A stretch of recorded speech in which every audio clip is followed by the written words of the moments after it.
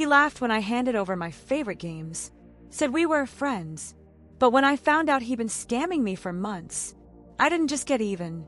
I broke him with a letter that left his mother crying and his father furious, all without touching a single floppy disk. If you've ever trusted someone only to have them lie, cheat, and walk away like nothing happened, hit that like button and subscribe. Because today's story is about two teenagers in the 90s, some stolen video games, and the kind of revenge that's still talked about 30 years later. It was the mid-90s. No internet, no Steam, no digital downloads. If you wanted PC games, you had to go old school. Mail orders, floppy disks, and hoping the thing didn't arrive corrupted. I was a teenager, just a nerdy kid with a friend who shared the same obsession, PC games. Monkey Island, Doom 2, The Settlers, these weren't just games. They were our lifeblood. And since they were expensive to order from abroad, we made a pact. Every game one of us bought, we'd trade, copy, protect, and preserve like treasure. Then he came, the new kid in class. At first, we were excited. His uncle, he claimed, had a mountain of PC games. Stuff we'd never even heard of. He didn't just have access, he had the holy grail of 90s gaming.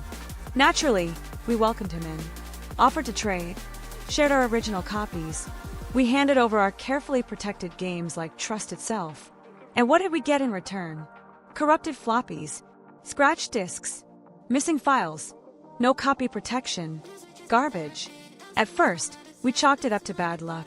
But after the third or fourth time, the pattern was obvious.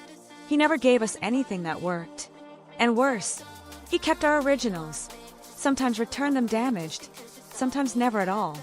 We'd lost dozens of precious titles, and this kid didn't even pretend to feel guilty.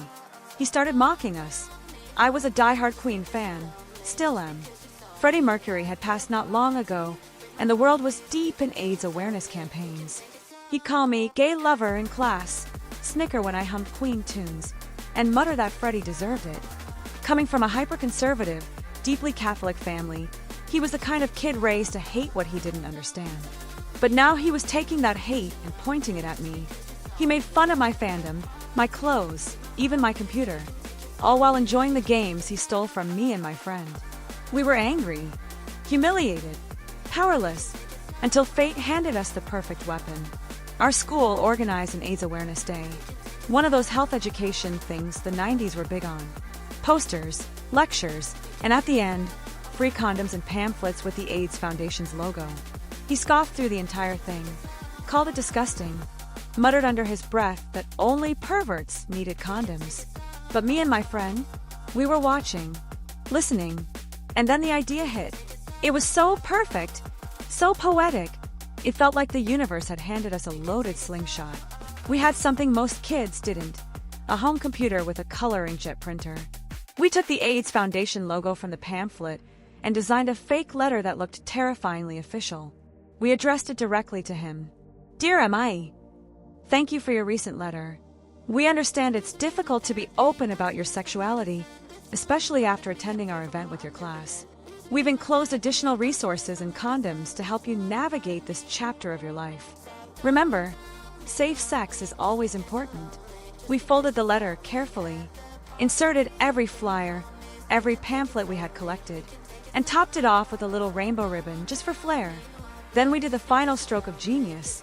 We mailed it to his house, but not to him, to Mr. S.A.N., his father. We knew exactly what we were doing. A week passed, then two. Then we saw him. He looked pale, quiet, uncharacteristically nervous. Gone was the smug kid who mocked us. He kept his head down in class, didn't make jokes, didn't smile.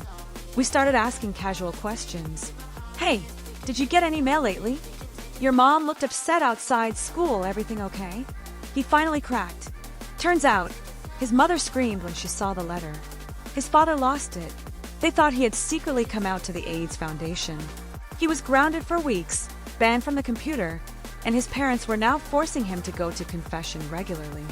The worst part, he believed the letter was real, that someone had contacted the foundation in his name. For a while, he thought we had outed him, publicly. Eventually, we confessed. Not out of guilt, but because we wanted him to know it had been us. That this wasn't karma, This was Justice. He told the principal. We were called in. His parents were there. The moment the letter was brought up, I saw his dad's jaw clench like he was still debating whether to beat his son or thank the school. We explained everything. How he scammed us, how he mocked us, how we just wanted to make him feel what he made us feel. Small, ashamed, betrayed. Were we punished? A little. A stern talk. A week of detention. But you could feel it. Even the adults knew. The punishment fit the crime. Looking back 30 years later, I still smile.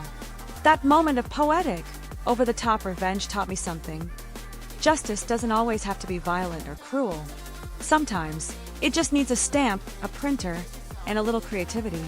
If this story gave you chills, or reminded you of your own teenage revenge, hit that like button, subscribe, and drop a comment.